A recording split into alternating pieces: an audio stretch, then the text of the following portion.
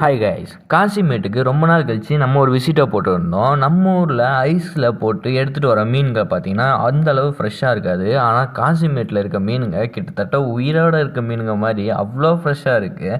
நான் பார்க்கும்போது தான் தெரிஞ்சது இந்த அளவுக்கு ஃப்ரெஷ்ஷாக மீன்கள் இருக்குன்னா இதை தான் நம்ம வாங்கி சாப்பிட்ணும் அப்படின்ற மாதிரி ஃபீல் எனக்கே வந்துடுச்சு. ஆனால் நிறைய மீன்கள் வகை வகையாக இருந்துச்சு. அதுலேயும் இந்த மீன் பார்த்திங்கன்னா ஒரு மாதிரி வித்தியாசமாக பயங்கரமாக இருந்துச்சு. இதோட பல்லெல்லாம் பாருங்களேன், ஏதோ கொடுவான்னு சொன்னாங்க.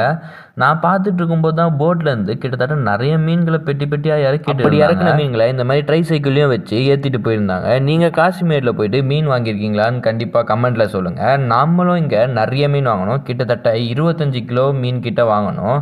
அந்த மீன்களை வச்சு என்ன பண்ண போகிறோன்னு அடுத்த வீடியோவில் நான் கண்டிப்பாக சொல்கிறேன். இதில் கம்மியாக தான் என்னால் காட்ட முடிஞ்சுது, 25 கிலோ தூக்கிட்டு என்னால் வர முடியல. இந்த வீடியோ பிடிச்சிருந்தேன்னா கண்டிப்பாக இந்த வீடியோக்கு ஒரு லைக் கொடுத்துட்டு நம்ம சேனலை சப்ஸ்கிரைப் பண்ணிக்கோங்க. அப்போ தான் நான் போடுற வீடியோவை தொடர்ந்து உங்களால் பார்க்க முடியும். தேங்க்யூ ஃபார் வாட்சிங்.